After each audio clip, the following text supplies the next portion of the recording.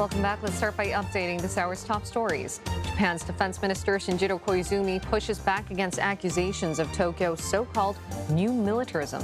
In a veiled swipe at Beijing, he describes the allegations as unfounded, urging for greater dialogue between the two countries. And Mr. Koizumi's remarks at the Shangri-La Dialogue come a day after U.S. Defense Secretary Pete Hegseth reaffirmed Washington's commitment to the Indo-Pacific and warned against any country dominating the region. China's envoy says his comments were more measured compared to last year. All eyes on whether U.S. President Donald Trump will accept the latest proposal to end the war in Iran. Reports suggest he remains firm on key U.S. demands, while Tehran accuses Washington of betraying diplomacy and making excessive demands. And the fight against Ebola is intensifying as the WHO chief Tedros Adhanom Ghebreyesus visits the epicenter of the outbreak to coordinate containment efforts. He says solidarity is the best immunity. And 4 more people who are trapped in a cave in Laos emerge after days of rescue efforts. Attention is now focused on finding the 2 remaining missing villagers as authorities weigh their next steps in the operation. We start with a recap of our top story this hour. Japan's defense minister, Shinjiro Koizumi, has dismissed allegations of Tokyo's so-called new militarism. Speaking at the Shangri-La Dialogue here in Singapore, he says what's needed is candid dialogue rather than the repetition of what he described as false claims. And Joe Bo, an expert from the Center for International Security and Strategy at Tsinghua University, said Mr. Koizumi's speech signaled it's unlikely that China and Japan would see a de-escalation in ties in the near future. We believe Japan is making a dangerous move. Japan certainly is no longer what it was, but as to who can stop that, that is the question. I think only Japanese people can stop that, because whenever this kind of thing happen, you would always see a lot of protests in the streets, of Japan. So eventually, it is in Japanese people's own interest to decide where this country is heading for. And CNA's Tan Chu-hui has more on what the Japanese defense minister had to say. Mr. Koizumi talked about the severe reality that's confronting the region today, the weaponization of everything, he said, threats to the international order and unilateral changes to the status quo by force or coercion.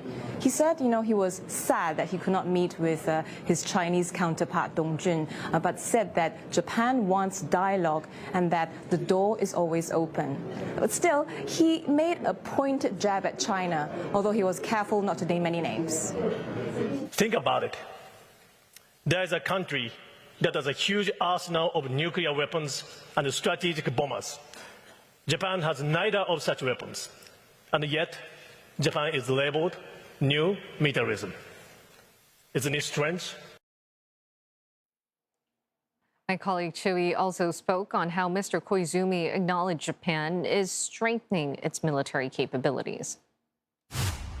Mr. Koizumi did say also that its status as a peace-loving country and that track record is recognized by the international community. But in the face of all the challenges today, what's at stake today is crucial, he said, and that is the freedom of every country to make its own choices. He referenced the Strait of Hormuz crisis, sea lanes, the international order being neither free nor open, and also the new challenges that come from AI, unmanned systems, in cyber, in space, and these new ways of warfare spreading across the world. So it's only natural, he said, that every country is working to update its own defense capabilities to respond. He talked about his Prime Minister Sanae Takaichi's upgraded vision for a free and open Indo-Pacific. And he said that this vision, however, requires sustained action, not just thinking alone. He said that Japan will be more proactive in the region with joint training, with defense equipment and technology cooperation, and with information sharing. And he said that it was particularly about consolidating efforts, about connecting the dots to join lines and the lines to form planes. But he gave his allies the reassurance that Japan will do all this with full transparency. We will do so in order to defend our nation and to contribute to peace and stability of a free and open region. And Japan will carry out this update with a high degree of transparency. What are we developing these capabilities for? And based on what thinking, Japan will move forward while making a clear explanation to the international community. Japan's defense chief was also very careful to say that these efforts are not directed at any particular country, but for the region's stability. For more on China's perspective, Da Wei, director at the Center for International Security and Strategy at Tsinghua University, weighed in on what Japan could do to ease tensions with China. I think easing the tension is possible, but solving the tension is almost, I'll say, very, very difficult. I think it's impossible. The reason is that this China-Japan tension is, I will say, this is kind of structural change because Japan is rising. Japan wants to build its country as a normal country, or full-fledged military and political power, which China opposed because, according to the peace constitution after the World War II, we don't think Japan should do that, and particularly before it reach any real meaningful reconciliation with its neighbors, China, Korea. So this rising of Japan and raise the concern in China, and of course at the same time China's rise also raise concern in Japan.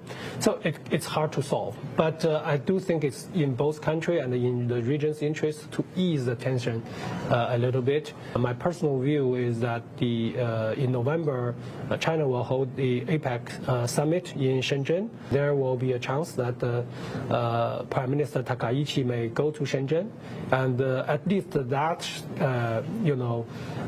summit will bring an opportunity for the two sides to talk and to ease the tension. But before the two leaders have meaningful discussion or try to easing the tension, I think the Japanese side need to do something or say something to clarify their position. I think because the origin of this round of tension was from Prime Minister Takaichi's speech in the Japanese parliament. So she probably need to clarify and also withdraw what she has said, and that will lay the foundation for the easing of the tension. U.S. Defense Secretary Pete Hegseth gave a keynote address at the forum yesterday, seeking to reassure Indo-Pacific allies that Washington remains committed to regional security. But Mr. Hegseth noted continuing concerns over China's military buildup and expanding presence across the region. He urged Asian partners to invest more in their own security capabilities rather than relying solely on American military power. His remarks were seen as striking a more measured tone at the Shangri-La Dialogue.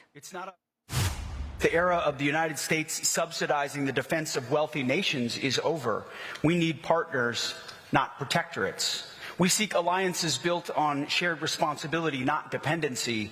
This is the maturation of our alliances in a new era. Mr. Hegseth praised efforts by regional allies to strengthen their military capabilities. He singled out South Korea as a model of greater self-reliance in defense, describing Seoul's efforts as a breath of fresh air. Alliances only work when they are true partnerships. It is a two-way street. You don't have a strong alliance unless everyone has skin in the game. No freeloading. History is not over. Alliances are not judged by the number of flags, but by the number of formations. In response, China called Mr. Hegseth's remarks measured and restrained compared to last year, saying the recent Trump-Xi summit had laid the groundwork for a more stable and constructive relationship between Washington and Beijing. 我们也期待中美两国相向而行，把两国元首共识落实落地，推动两军关系沿着健康、稳定、可持续的方向发展。 Mr. Hegseth also stressed the importance of maintaining dialogue between Washington and Beijing to avoid miscalculations that could heighten tensions between the two superpowers. Now on to the question of Taiwan. Mr. Hegseth said Any future arms sales would ultimately be determined by President Trump. And CNA's senior correspondent, Leon Whitekit, tells us how ASEAN members are reacting to Secretary Hegseth's call for Asian allies to increase their defense spending. One analyst I spoke to said his biggest takeaway is that if you want U.S. protection, you must pay. That said, many analysts say that the nature of defense partnerships is transactional, not just under Trump, but also under administrations of Joe Biden and Barack Obama. The only difference is that Mr. Trump chooses to take up this transactional nature at the forefront. Now, other analysts say that what's missing, though, is the goodwill among these parties. Another defense analyst I spoke to said that 3.5% defense spending is actually quite unattainable, given that many of ASEAN countries cannot hit that target. He said there could be loopholes, such as categorizing certain infrastructure projects as defense projects. But one diplomat said that Asia is in good shape. Pete Hegseth had singled out several Asian countries, commending them for their what they've done to protect regional stability. And of course, those countries include Singapore, Malaysia, Indonesia, Thailand, as well as Vietnam and the Philippines. It's time for one short break, but ahead on Asia now. The AUKUS alliance announces plans to put AI-guided unmanned submarines into the hands of troops by next year.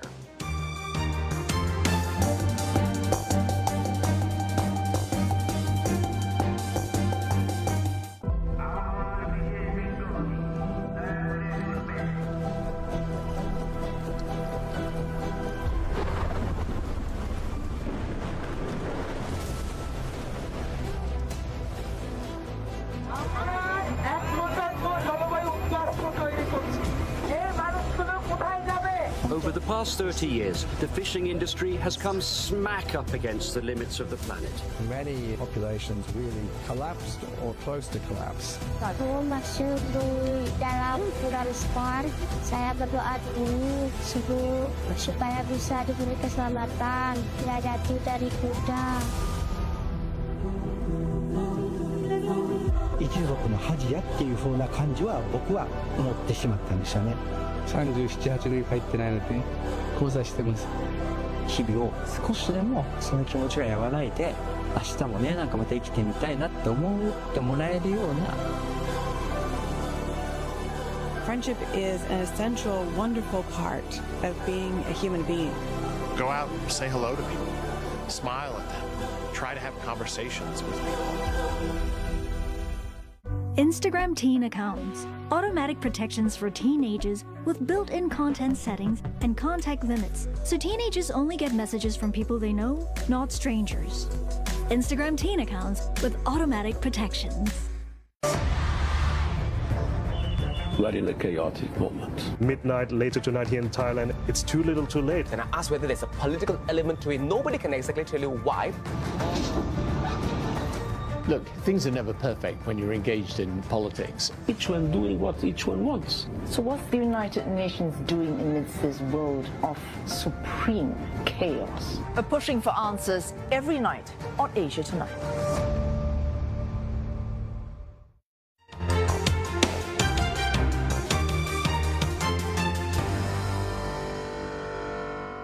Top defense officials of the Australia-UK-US grouping, also known as AUKUS, have announced at the Shangri-La Dialogue their joint project to develop unmanned undersea vehicles. The announcement comes under the group's Pillar 2 of the Defense Pact, which is to develop advanced defense technology, which includes quantum computing and AI. The group says it plans to put these uncrewed underwater vehicles into the hands of warfighters as early as next year. The signature project will deliver a suite of highly adaptable, multi-mission UUV payloads designed to support undersea operations and maintain our collective advantage in the maritime domain. The United States, as we've said from the beginning, and we think the review we undertook only strengthened this partnership, remains committed to the AUKUS partnership and is moving as quickly as possible to enhance our combined submarine presence in the Pacific region. And 17 countries from around the world will work together to protect critical underwater infrastructures, such as pipelines and cables. Singapore's Defence Minister Chan Chun Sing says such systems are key for connectivity, economic growth, and way of life. It's the first such inter-regional security framework that addresses undersea security challenges. And Sabrina Ng has more from the Shangri-La Dialogue in Singapore. Now, since 2023, more than 10 of these cables underwater have been severed or damaged out at the Baltic Sea. And this has prompted NATO to actually step up surveillance of the region and to step up regional vigilance into surveying these areas out at sea. And of course, we know that this has become more and more pertinent in an era of increasing conflict around the world. We are realizing how much these energy infrastructures are important to the stability of the world. For regionally at ASEAN here, we have somewhat of a similar framework to bolster the resilience of CU ice, but this one is different as it involves more than 17 countries around the world, across EU, across the Baltic Nordic nations, across Oceania, and of course ASEAN itself, to really come together to share the best practices, the best technical know-hows, and exchange the knowledge on how to bolster the security of these critical underwater infrastructures. We may not have all the answers, but we certainly want to work on these issues together to see how we can establish those international norms to build those infrastructures, maintain those infrastructures, and even to protect those infrastructure, taking to task those may mean harm to our infrastructure and our way of life. Now, this framework is not legally binding and has no financial binding legislations either, but what it does involve is the high-level exchange of technical know-how, of capability know-how from not just regional partners but international partners as well. Earlier today, we also heard from Singapore Defence Minister Chan Chun Sing. He thanked the other 16 foreign ministers who took part of this framework, and he also urged for more countries to step forward and join this framework, with hopes that this framework will eventually catalyze a larger conversation and more exchanges around the world about how to better protect CU ice. And defense leaders at the Shangri-La Dialogue have underscored the need to be credible partners in security cooperation, including the need to sustain political commitment while also strengthening domestic support. These talks took place at a roundtable session hosted by Singapore's defense minister yesterday. Alif Amshar has the details. With the multi-day event in full swing, it was a packed day for Singapore Defence Minister Chan Chun Sing, who was involved in a flurry of engagements and discussions with other top defence leaders from all around the world. Among the key highlights, Mr. Chan hosted 31 ministers and their representatives to a roundtable discussion. The leaders reaffirmed the crucial need of continued strategic dialogue and keeping communication channels open to reduce the risk of misinterpretation and misunderstanding. It was a very open and dynamic discussion. So some of the topics that we covered include, for example, how do we secure public support and political commitment for the long-term investment in defense necessary. And when we talk about long-term investment, it's not just about the budget commitment, but it's also about committing good people to serve in the defense sector and how we build up our industrial capacity over the long term. Mr. Chan also engaged in a series of bilateral meetings. In discussions with his Malaysian counterpart Khalid Nordin, both sides explored ways to further enhance mutual trust and understanding. Mr. Chan also met French Minister for the Armed Forces and Veterans Catherine Bertrand, where both sides agreed to deepen defence training and tech cooperation. Meanwhile, Singapore and Italy will also strengthen the defence supply chains against unforeseen disruptions. The arrangement was concluded ahead of talks between Minister Chan and his Italian counterpart Guido Crosetto. Earlier in the morning, defence leaders from 8 ASEAN member nations also met at a breakfast meeting. It was co-hosted by Minister Chan and his Philippine counterpart Gilberto Teodoro Jr. We discussed how we need to make sure that we keep our region open, free, accessible and secure. This is not just about the shipping lanes, but also about the airways, so that we can continue to retain our reputation as an attractive investment location for us to get those investment and create good and better jobs for our people. Minister Chan adds that there were also exchanges on non-conventional security threats, which he says often overlap with conventional ones. Describing the session as very useful, Mr. Chan says that all the ministers who were involved also expressed hope that it will take place every year at the sidelines of the Shangri-La Dialogue. On the sidelines of the Shangri-La Dialogue, Singapore Prime Minister Lawrence Wong also met with the U.S. Senate and a U.S. House congressional delegation. The countries reaffirmed their robust and substantive partnership, with both sides looking to grow their partnership in areas like energy and frontier technology. Prime Minister Wong adds that there's strong bipartisan support for the U.S. to continue engaging in the region. Qatar's Deputy Prime Minister also called on Mr. Wong. They discussed deepening cooperation in areas such as defense and energy security. Prime Minister Wong thanked Qatar for promoting regional stability and facilitating dialogue in the Middle East. Meanwhile, Singapore Defence Minister Chan Chun Sing reaffirmed defence ties with his counterparts from the Philippines, New Zealand, and Brunei. Now, they discussed cooperation at regional platforms such as the ASEAN Defence Ministers meeting. Plus, Mr. Chan marked 50 years of defence ties with Brunei and discussed cooperation in areas like critical underwater infrastructure security. He also met defence leaders from Lithuania, the Czech Republic, Switzerland, the UK, and a congressional delegation from the United States. And you can find more on the Shangri-La Dialogue on our website, cna.asia, and our mobile app, including this article on a special address by Timor-Leste's president saying ASEAN holds lessons where world leaders have failed to uphold global order. Time for another quick short break, but ahead on Asia now. The race to contain Ebola, the WHO chief is on the ground at the epicenter of the deadly outbreak in the Democratic Republic of Congo.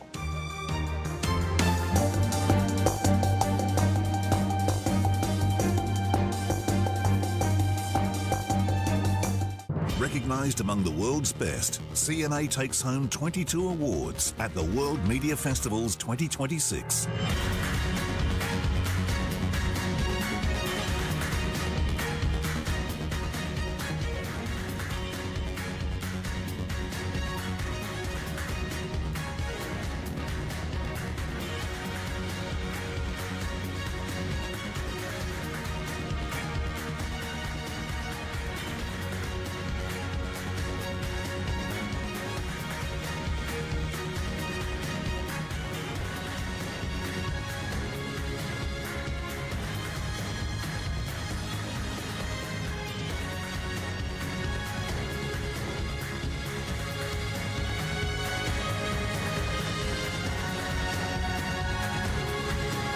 Globally recognized, trusted by audiences. CNA. Understand Asia. Journey across Asia through stories of change, resilience and rediscovery this June on CNA. As countries across Asia race towards cleaner energy, communities are rethinking how they power their everyday lives. From solar fields to offshore wind farms, witness the transition towards a more sustainable future.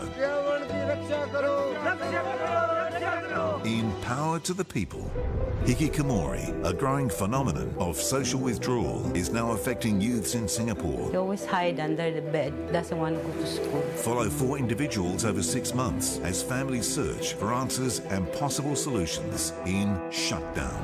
And as Singapore transformed over the past 2 centuries, so too did its rivers and waterways. Before Raffles came to Singapore, it was once a wet rice paddy field. Rediscover the water channels that once shaped the island in Lost Rivers this June on CNA.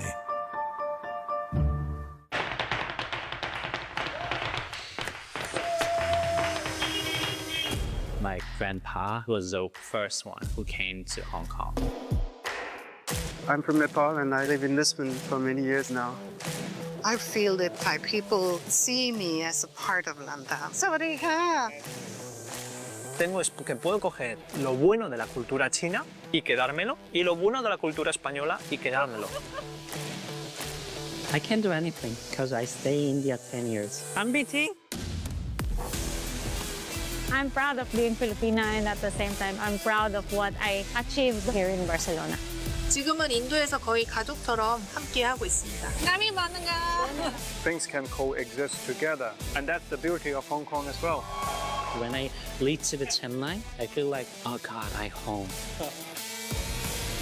The New Locals. Season 2 on demand at cna.asia.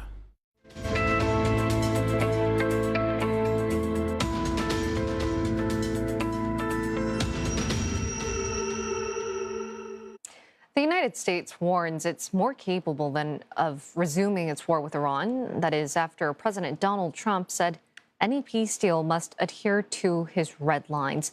That means Tehran never being able to develop nuclear weapons. And Mr. Trump held a meeting with top aides on Iran's latest effort to end the war, but it concluded without any firm decision. And Iran's advisor to the supreme leader accused Washington of betraying diplomacy by making what he called excessive demands. And Iranian media had said a draft of its proposed memorandum of understanding with the U.S. included an agreement to release $12 billion in frozen Iranian assets. And amid the limbo in resolving the crisis, the U.S. military said it fired a missile at a Gambia-flagged vessel to stop it from sailing to an Iranian port. And the move marked the fifth commercial vessel the U.S. has disabled as it enforces a blockade around Iran's maritime borders. On the Iranian side, state media said its air defenses shot down a drone belonging to what it called U.S.-Israel aggressors yesterday. The troubles come as Israel continues to push deeper into Lebanon, all in a bid to cripple Hezbollah. Reports say the IDF has now penetrated further north, beyond the original line, which roughly follows the Litani River. Lebanon has slammed the IDF's alleged scorched earth operations, calling it to stop. And Iran had insisted on ending hostilities in Lebanon as part of any deal to end the war. But Israel maintains it has the right to defend itself, including ridding Hezbollah as a threat. The head of the World Health Organization is in Bunia, the eastern city of the Democratic Republic of Congo. And that's where a rare strain of Ebola continues to spread at a speed faster than the response. Tedros Adhanom Ghebreyesus stressed an all-out community effort is needed, saying solidarity is the best immunity against the illness. We are working under the leadership of the government, and many partners are involved. So aligning our messages is important. So that needs coordination based on science, based on evidence, based on data. We should say this is what's happening, and that will be addressed and can be addressed if there is good coordination among partners.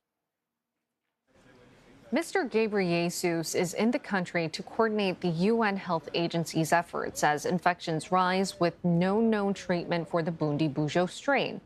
More aid has arrived from donors around the world. That includes the EU and US. But health workers are facing resistance from residents over strict medical protocols for handling victims' bodies, which has led to several clashes over burial rites. And conflict in some outbreak zones is also impeding access to medical help for some victims, making the extent of the outbreak unknown. So far, more than 240 suspected deaths have been reported in the DRC, with suspected cases climbing past 1,000. Neighboring Uganda has also reported more confirmed infections, raising the number to 9. Over in Sao Paulo, Brazil, authorities have also isolated a man who traveled from the DRC and is now showing symptoms of the illness. Now, if confirmed, he will become the first case of Ebola outside Africa as part of the latest outbreak. Switching gears to news in Laos, 5 villagers have now been rescued from a flooded cave. That is, after 4 more trapped survivors were safely brought out by rescuers on Saturday. Reports say they walked out on their own before rescuers even re-entered the cave. And their escape came a day after rescuers guided the first survivor to safety. But the operation is not over yet. 2 other villagers remain missing. Rescuers believe they entered the cave separately and may be in a different section of the underground network. Diving teams are assessing conditions and planning the next phase of the search. Crews are trying to move pumping equipment deeper into the cave to remove more water before attempting to reach the missing pair. Search teams are also exploring another side of the mountain, looking for entrances into the underground network. And local residents have reported hearing voices from an area believed to be near the missing villagers. นั้นในเรื่องของภารกิจการค้นหาอีก2รายที่ยังหาไม่เจอในตอนนี้ก็จะอยู่ในเส้นทางที่ถัดจากตรงพื้นที่ทั้ง5ท่านอยู่นะครับต้องไปอีกประมาณ20-25 เมตรแต่ตรงนั้นคือน้ำจะเย็นมากเป็นพื้นที่ที่รับน้ำแล้วก็แรงชันลงไปกว่านี้อีกนะครับจากจุดที่เราอยู่เนี่ยเราอยู่ใต้เดินดินลงมาเนี่ยใต้ภูเขาเนี่ยถือว่าลึกมากนะครับแต่จากจุดนี้นะครับ As parrots grow in popularity as pets here in Singapore, authorities are discouraging owners from letting their birds fly freely outdoors. The Animal and Veterinary Service has put out an advisory highlighting the risks involved. But at least one interest group says the guidance is unlikely to stop enthusiasts from letting their birds take flight. Eugene Chow with this report. 1, 2, go. Letting pet parrots soar freely outdoors might seem natural for most owners, but authorities say this practice comes with risks in urban Singapore. For instance, such birds may disturb passers-by or contract diseases from wild animals. There is a risk for the parrots to fly, be disoriented, as well as not coming back to where their owners are. So this advisory will help owners understand the risks of parrot-free flying, which requires a lot of advanced skill training, and also apprise them of the risks involved in such an activity. The advisory was launched at the first event for parrot care in Singapore, which was attended by over 400 people and close to 100 birds. Parrot Society Singapore also put out a revised handbook on responsible care for the colourful birds. The group says the practice of free flying does benefit some parrots, especially larger ones. If you understand how parrots live in the wild, they actually live in vast spaces. So they do fly many miles per day, many kilometers per day. So they do need that kind of level of exercise to replicate how they live in the wild. One free-flying community says it will continue holding sessions 2 to 3 times a week. It adds that while eagles can sometimes give chase, parrots have a strong natural instinct to dodge and avoid attacks. Most of our parrots here, I would say 100%, they are all being well trained before they are out of free flying. So, and parrots does not attack any people walking around there unnecessarily, because they are all well trained, and we are actually trained on recall basis, meaning the birds will actually fly back to us. Mr. Lim says parrot owners should take extra precautions when letting their pets fly free. This includes putting GPS trackers on the birds and sending them for regular health checks.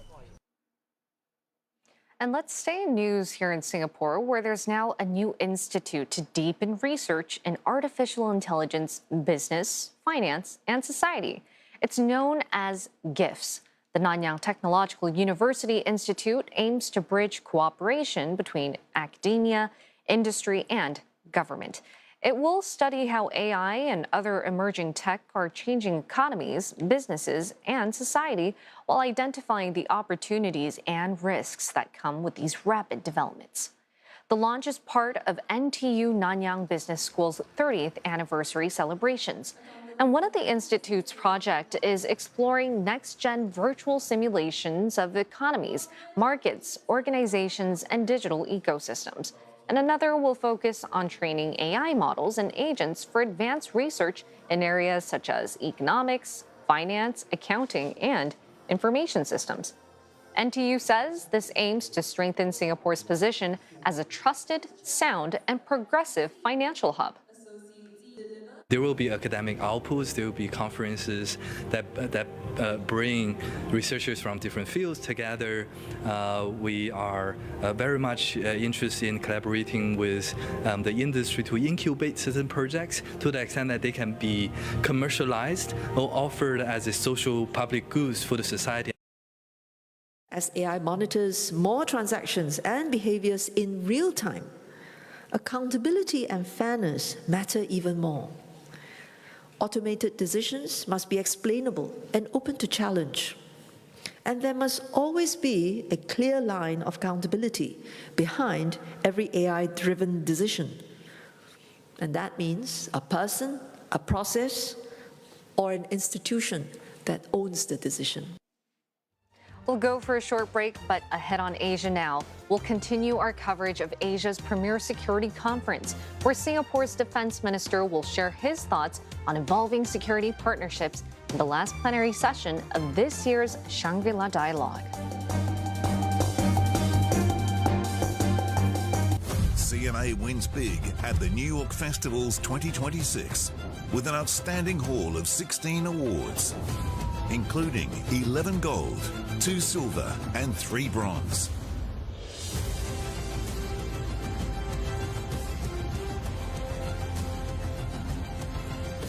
Recognized on the global stage for trusted news, excellence in journalism and compelling documentaries.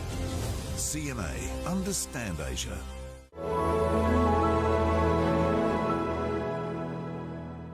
CNA's app and website just dropped a new feature, Games. Easy to play and great for quick breaks on a busy day. We have 5 games. Here's Buzzword, where you form as many words as you can using the given letters. All words have to include the center letter. Make it extra fun by inviting a friend to a challenge. Over at Guessword, you have 6 chances to uncover the hidden word, using the color feedback to see if you place the letters correctly. In Mini Crossword and Mini Sudoku, challenge yourself by completing them in the shortest time possible. Feeling stuck? You can always play with a friend or ask for help. We also have an all-time favorite, Word Search. There's only one rule: drag from the first to the last letter in any direction, including backwards and diagonally. Here's the fun part. When you sign in, you can build streaks when you play daily, earn badges, and even if you miss a day, you can use a freeze to save your streak. Have fun!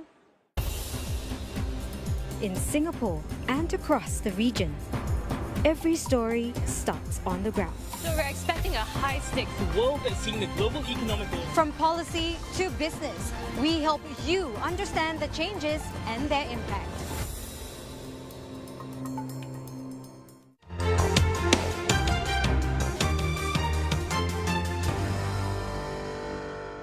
Welcome back. We're going to be talking about the Shangri-La Dialogue 2026 with U.S. Defense Secretary Pete Hegseth giving a keynote address at the forum yesterday, where he sought to reassure Indo-Pacific allies that Washington remains committed to regional security. But Mr. Hegseth noted continuing concerns over China's military buildup and expanding presence across the region. He urged Asian partners to invest more in their own security capabilities rather than rely solely on American military power. His remarks were seen as striking a more measured tone at the Shangri-La Dialogue. The era of the United States subsidizing the defense of wealthy nations is over. We need partners, not protectorates. We seek alliances built on shared responsibility, not dependency. This is the maturation of our alliances in a new era. Mr. Hegseth praised efforts by regional allies to strengthen their military capabilities, singling out South Korea as a model of greater self-reliance in defense, describing Seoul's efforts as a breath of fresh air. Alliances only work when they are true partnerships. It is a two-way street. You don't have a strong alliance unless everyone has skin in the game. No freeloading. History is not over. Alliances are not judged by the number of flags, but by the number of formations.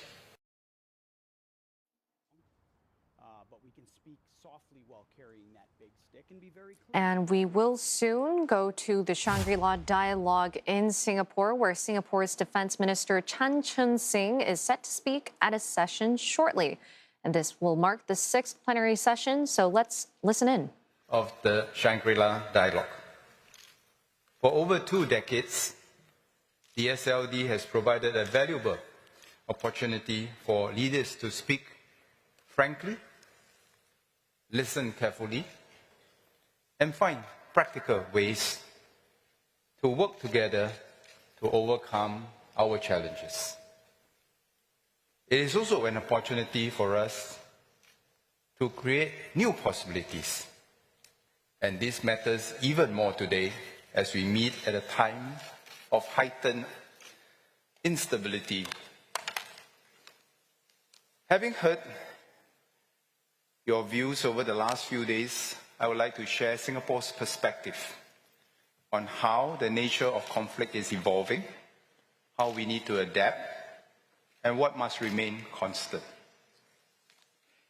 Conflict has evolved in terms of the three beyonds: beyond geography, beyond military firepower, and beyond the here and now. First, beyond geography. Conflict is no longer geographically isolated. Today, we are hyper-connected across borders and across military, economic, information, and cyber domains. Conflicts in Eastern Europe and the Middle East, for example, have disrupted global supply and production chains far beyond those regions. Second, beyond military power.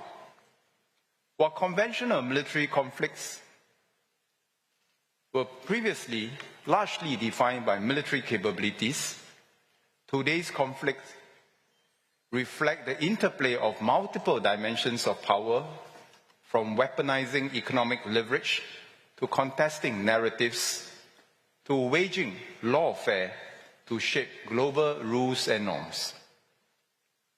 Third, beyond the here and now. Conflicts are no longer just about yesterday's quarrels or today's dispute. They are also about setting frameworks for tomorrow's contests. This may involve access to our vital lifelines like our information systems, energy grids, and water systems. At the same time, countries are grappling with how to harness new technologies while implementing effective guardrails. And we have to deal with what we call the regulation paradox. Regulate too early, and we risk stifling innovation. Regulate too late, and norms have become entrenched and too difficult to reverse. So where does that leave us? As conflict evolves, our responses must also adapt. Let me suggest three responses in our principles, partnerships, and politics. First, principles, institutions, and norms. We must both maintain and update the rules and norms that are critical to our security and progress. We must not think that we can do without principles, institutions, and norms. Second, partnerships. We need more and new networks of flexible, overlapping, issues-based partnerships to address the new challenges. We must not think that going alone can better address our insecurities. Third, domestic politics. Domestic confidence and cohesion are prerequisites for policy continuity, societal coherence, capability development, and in turn, international cooperation. We cannot manage international issues without managing domestic issues well, nor can we manage domestic issues well by ignoring international ones. Let me start with principles, institutions, and norms.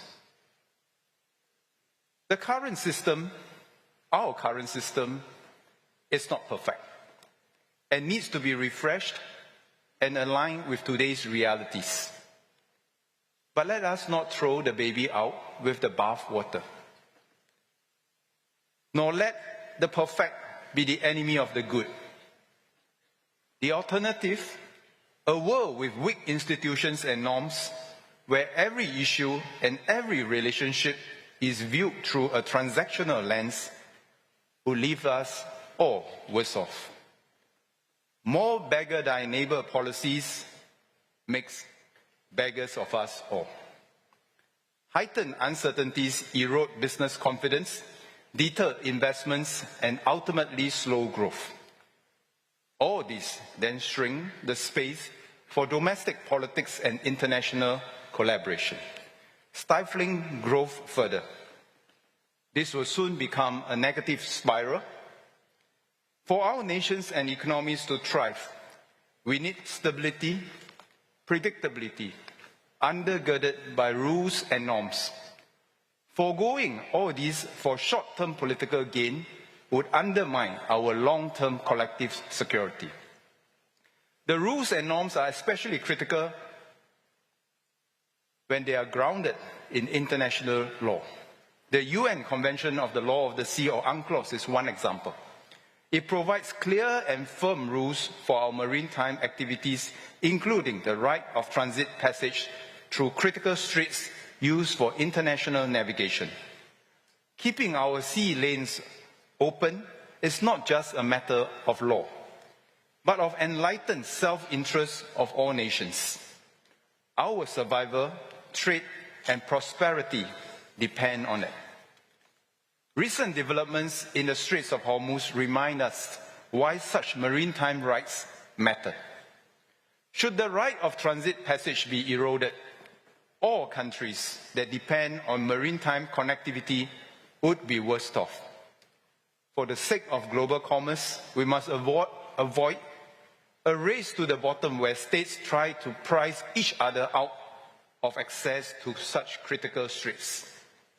And today, these waterways carry not just trade, but our critical pipelines for energy and data as well. It is in our own enlightened self and collective interest to keep them accessible, open, and secure. This is why Singapore works with Indonesia, Malaysia, and Thailand on the Malacca Straits Patrol. We recognize that freedom of navigation along the straits for trade, for data, and for energy cannot be secured by any single country alone. It requires practical cooperation from all stakeholders. This brings me to the second suggestion, the need for more and new overlapping networks of flexible and issue-based arrangements to complement multilateral cooperation. If international cooperation is a lattice, multilateral institutions are its pillars. They provide legitimacy and inclusiveness. But as new domains evolve rapidly, we cannot be held hostage by the lowest common denominator. We should instead develop flexible partnerships with like-minded countries, forming coalitions of the able and willing. These serve as the connecting beams of our cooperative lattice to bridge gaps, test ideas, pathfind in new and uncharted territories. And as our second speaker mentioned, some of these new networks must include not just countries, but also other stakeholders.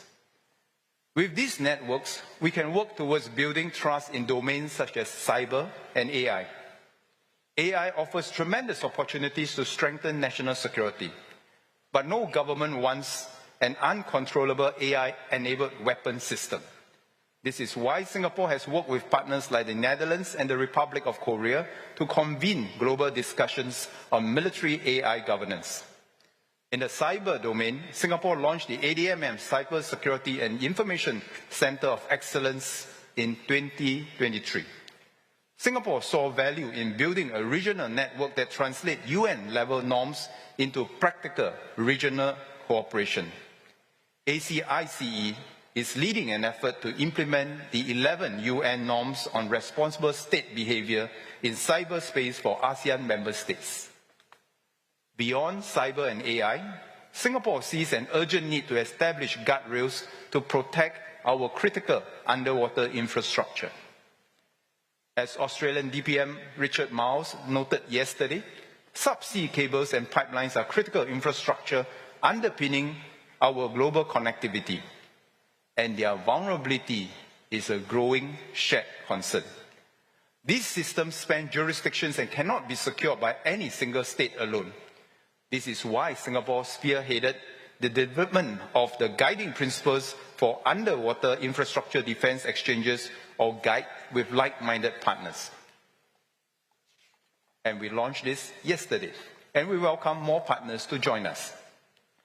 While we work with Brunei and Thailand to co-sponsor the 2025 ADMM concept paper on critical underwater infrastructure, or CUI security, from a defense perspective, we saw a need to bring together like-minded partners from across different regions to tackle the global and transboundary challenge of CUI security. We are pleased that GUIDE was launched yesterday with 17 countries from Europe, Southeast Asia, Oceania regions, and the Middle East. GUIDE is a non-legally binding multilateral initiative that outlines shared principles for CUI security and highlights potential areas of cooperation for us to translate into real capability. The value of GUIDE is not only in the principles themselves, but in the network it builds. Through GUIDE, we hope to bring countries together around a shared vulnerability and develop common practices before they are tested in crisis. Let me turn to my final suggestion on politics. Trust abroad requires confidence at home. Emeritus Senior Minister Goh Chok Tong once described Singapore as a small speedboat in an open sea. This image still holds. We cannot control the sea, but we can certainly keep our boat seaworthy. A captain cannot steer the boat effectively if the crew is divided. If our society is anxious or distrustful, our leaders will have less room to negotiate abroad. Conversely, domestic confidence and cohesion create space for governments to engage meaningfully and constructively and strike compromises and collaboration necessary for peace. Domestic stability and external collaboration form a double helix that can and must reinforce each other. In these rough seas, steering the boat is not an easy task.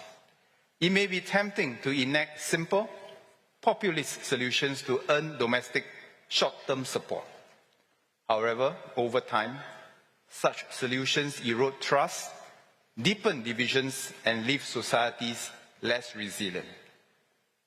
True leadership demands the courage to speak difficult truths, the discipline to take a long-term view, and the conviction to act in the broader interests of our people. There is no shortcut for solving problems at home. Blaming others will not fix what is broken at home. Durable solutions require countries to address their own challenges directly using their economic, military, information levers. The stronger our trust at home, the more cohesive we are, the better place we are to work with others abroad. The stronger our capabilities, the more relevant we are, and the more credible and attractive a partner we can become. By pulling our own weight, we preserve agency to pursue our own interests and avoid the forced choice of having to pick sides that ultimately makes us irrelevant. Ladies and gentlemen, our challenges ahead are daunting. But I must say that every generation will have our own challenges cut out for us. But they also represent opportunities for us to strengthen cooperation between states. Our challenges will not define us. Our responses to our challenges will define us. We can either be paralyzed by the magnitude of our challenges and retreat into zero-sum competition, or we can choose a different path by refreshing the rules that matter, creating new norms for emerging domains, and sustaining practical cooperation. Amidst these changes, our goal remains the same: to build a better future for the next generation.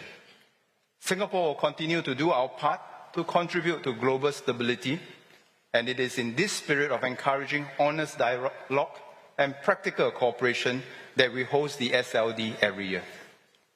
Let us leave this gathering not just with a better understanding of our challenges, of each other's challenges, but with a renewed commitment to work together in addressing them.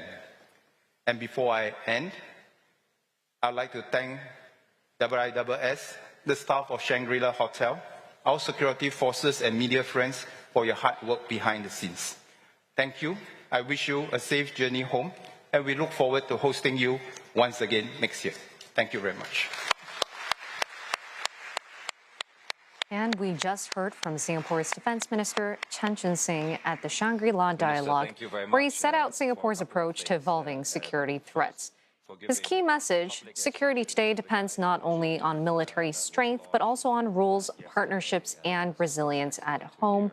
Mr. Chan wrapping up the 3-day premier security defense dialogue here in Singapore, stressing the need to keep sea lanes open, pointing to the UN Convention on the Law of the Sea and the right of transit to pass.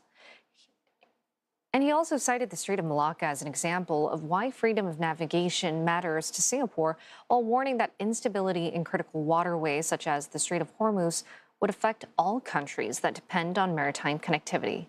Mr. Chan also called for more flexible partnerships on emerging threats such as cyber, AI, and underwater infrastructure.